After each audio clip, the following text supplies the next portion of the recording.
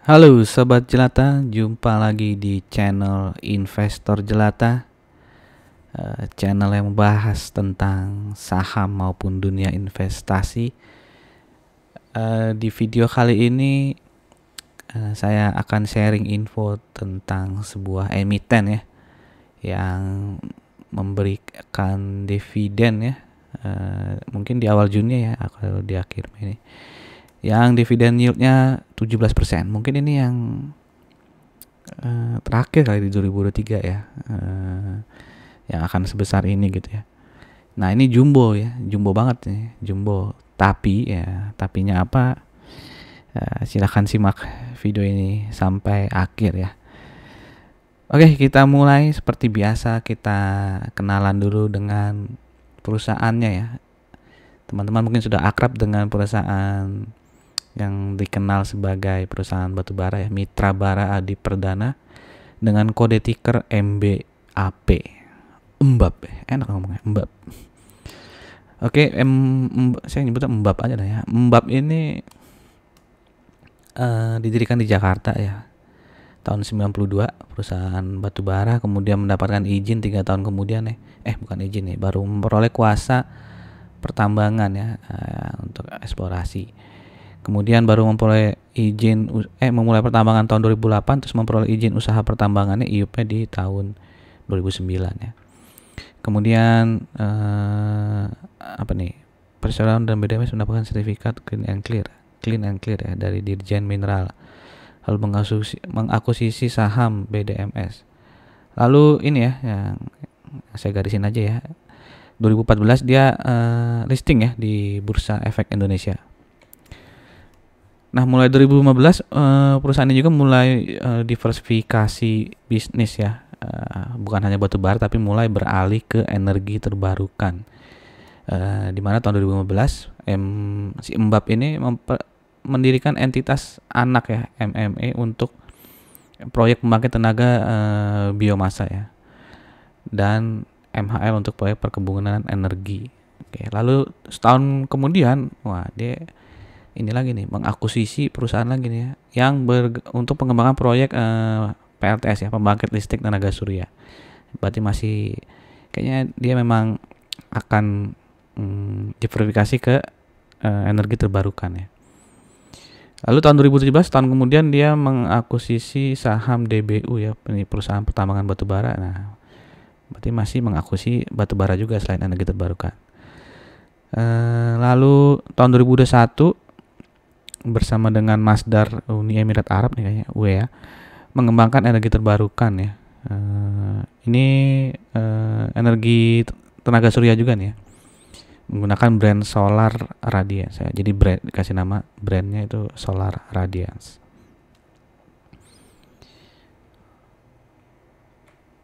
Oke, ini adalah beberapa segmen usaha ya. Jadi sudah terdiversifikasi ya, bukan hanya di batubara ya. Ini kan batubara ya, yang Bara Dinamika Muda Sukses, PT Duta Bara Utama, PT Mitra Muda Makmur ya. Nah, tapi juga ada di Green Energy Industry nih, yang tadi ya, yang tenaga surya, biomass ya, dan juga perkebunan energi ya, atau perkebunan untuk membuat wood pellet ini ya.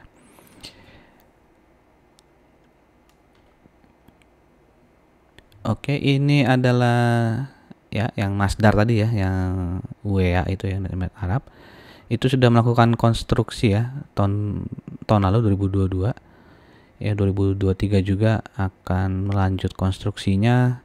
Lalu target operasinya tuh 4 tahun lagi ya, 2027 ya, ini 300 megawatt peak ya.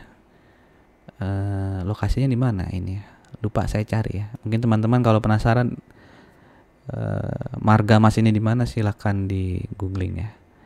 Mungkin kalau udah ketemu bisa tolong tulis di kolom komen ya. Oke, kemudian ini juga yang PT anak usahanya ya, PT Malinau Hijau Lestari, yang di perkebunan ya, perkebunan energi disebutnya karena kayu-kayu ini akan dibuat sebagai wood pellet ya. Wood pellet ini bisa digunakan sebagai bahan bakar ya. Oke, ini rencananya komersial di tahun 2025 ya, dengan kapasitas produksi 150.000 ton ya. Wood pellet ini biasanya bisa dipakai untuk pembangkit listrik juga ya, atau untuk di bahan bakar di boiler ya. Banyak juga nih pangsa pasar untuk ekspor ya wood pellet ini ke Jepang atau ke Korea gitu ya. Oke, kemudian nah ini yang diversifikasinya agak jauh dari energi ya. Kalau batu bara sama energi terbarukan sama-sama di energi ya. Nah, kalau ini nih ya di si PT Mitra Delta Bahari Pratama ini adalah pertambahan lagi. Tambak ya, kolam budidaya ya. Ini untuk udang nih. Yang rencananya komersial di tahun 2024 dengan kapasitas kurang lebih 3.000 ton per tahun ya. Oke, jadi cukup menarik ya dia dari energi juga sekarang mulai usaha di budidaya nih ya, di udang. Sekarang untuk yang ke batu baranya bisa dilihat di sini produksi dari tahun ke tahun ya. Kita fokus ke tahun 2022 aja, ini produksinya turun ya.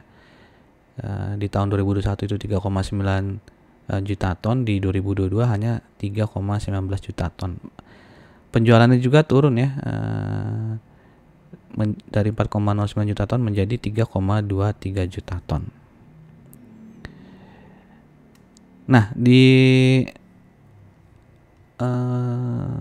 public expose yang hari tanggal 24 mungkin ya, direktur utamanya itu ya menargetkan produksi di tahun 2023 itu untuk batu bara 2,3 juta ton ya. Sedangkan penjualannya di antara 2,3 juta ton sampai 2,5 juta ton. Nah, berarti target di 2003 ini ya, baik produksi maupun penjualan itu juga lebih rendah ya daripada penjualan dan produksi di tahun 2022. Nah, ini misalkan produksi tahun 2022 3,19 juta ton ya produksinya. Terus targetnya 2003 itu 2,3 juta ton tuh ya. Berarti turun cukup jauh ya. Oke, berapa tuh ya? 8 ya, hampir 0,8 juta ton ya turunnya. Oke, jadi ya mungkin karena demand juga berkurang ya, mungkin harga batu bara juga turun ya. Jadi dia tidak menargetkan produksi yang meningkat ya. Oke, mungkin itu juga sebabnya Mbab ini mulai mendiversifikasi usahanya ya, agar tidak terlalu bergantung terhadap batu bara. Nah, jadi mungkin bisa kalau kita memproyeksikan kayaknya tahun 2023 profitnya akan lebih kecil ya daripada 2022 ya. Oke, kemudian ini penjualan batu baranya ya berdasarkan negara ya. Yang paling banyak ya di domestik ya, Indonesia 29%. Yang kedua itu Korea Selatan ya, hampir sama nih, 28%. Lalu ada Tiongkok, Filipina dan Jepang ya.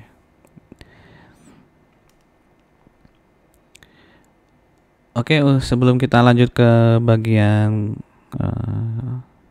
keuangan, laporan keuangan juga dividennya.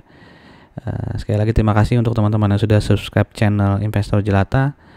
Untuk yang belum ya silakan di klik subscribe dan loncengnya agar bisa terus mendapatkan informasi-informasi terkini tentang dunia saham maupun investasi. Oke, kita lanjut. Ini revenue dan net profit ya historinya. Di tahun 2022 itu pendapatannya naik 50% ya dibandingkan tahun 2021, dan juga profitnya naik 85% ya. Tinggi ya, cuman tidak setinggi di tahun 2021 nih ya, kenaikan profitnya 259% ya. Oke, bagaimana dengan kuartal 1 2023-nya? Nah, ini ya yang menjadi concern ini. Pendapatan kuartal 1 2023-nya itu turun ya 26% dibandingkan kuartal 1 2022. Dan net profitnya turun lebih dalam lagi nih, 74% turunnya nih. Jadi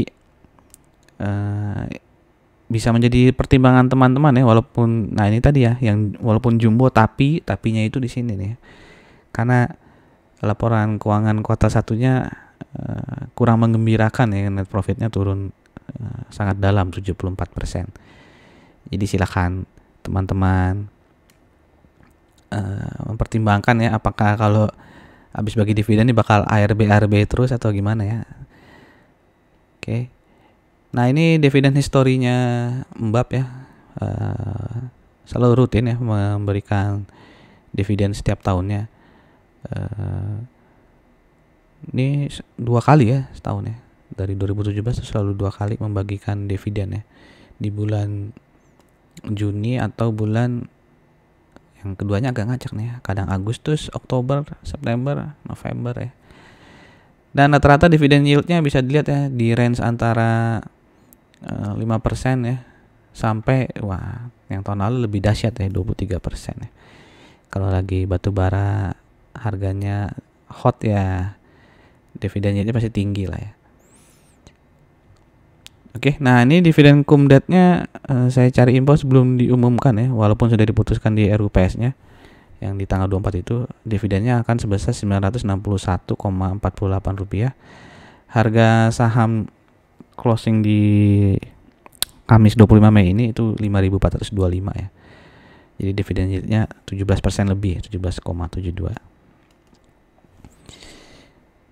Oke, nah di kemarin ya di hari Rabu itu ya, mungkin setelah pengumuman dividen itu dia naik ya, naik banyak ya. Hari ini hanya naik kecil nih, tutupnya di 5425 ya. Nah, berikutnya ini referensi aja buat teman-teman ya. Mari kita lihat saham-saham batubara yang sebelum Mbap yang sudah membagikan dividen ya. Contohnya nih Adaro ya. Ini kan baru bagi dividen ya. Di sini itu harganya langsung turun ya. Di expire date-nya langsung ARB terus turun lagi. Walaupun sempat hijau tapi turun lagi. Berikutnya ITMG juga ya nih ya, bagi dividen di sini nih. Langsung ARB ya. Gap jauh terus habis ARB juga turun sangat dalam ya. Ini dividennya kalau nggak salah berapa ya?